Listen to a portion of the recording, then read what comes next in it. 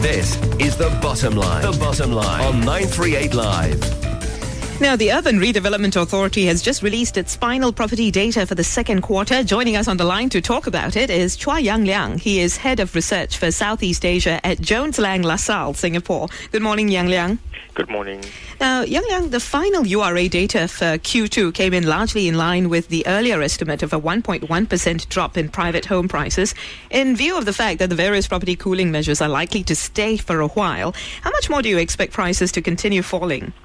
We are expecting that the market is likely to perform as what you've seen in the last few quarters, correcting about 1 to 1.5% for the rest of the year, bringing the full year to about a 5 to 6% correction, meaning we have about another 3% more to go. Prices of homes in all market segments declined, with the core central region as the biggest decliner. Is this segment the worst performer so far this year? Not exactly. The worst performer this year is actually RCR, that's the rest of central region.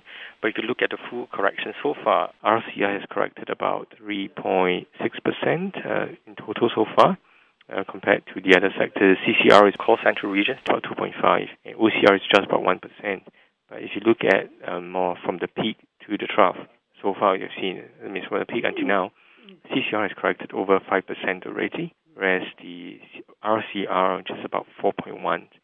So in terms of 2014 this year, RCR is the worst performer. Now, let's look at landed property now. Prices fell 1.7% more than the earlier estimate. What's your prediction for this cluster? The policies that is in place right now is affecting the entire market. It's not targeted specific to any one segment per se.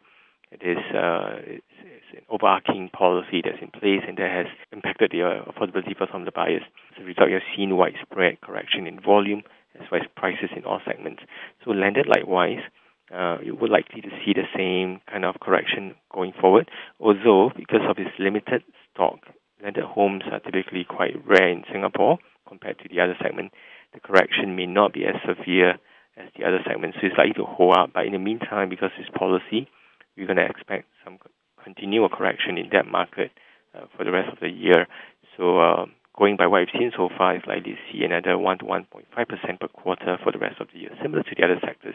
Now, Liang, yesterday the central bank said that property prices jumped 60% overall over the last 40 years, but declined by just 3.3% over the last 3 quarters. How much further do you think prices need to drop before the government starts to tweak its cooling measures? This is a pretty hard question, but if you just look at it, theoretically speaking, in past corrections, the market is about 20 to 30% before a new intervention comes in. So I think likely the state may look at between another 10 to 15% before they start looking at release some of the measures. But again, it depends on how fast the correction is. If that picks up over the next few quarters, they may have to reconsider the policies again.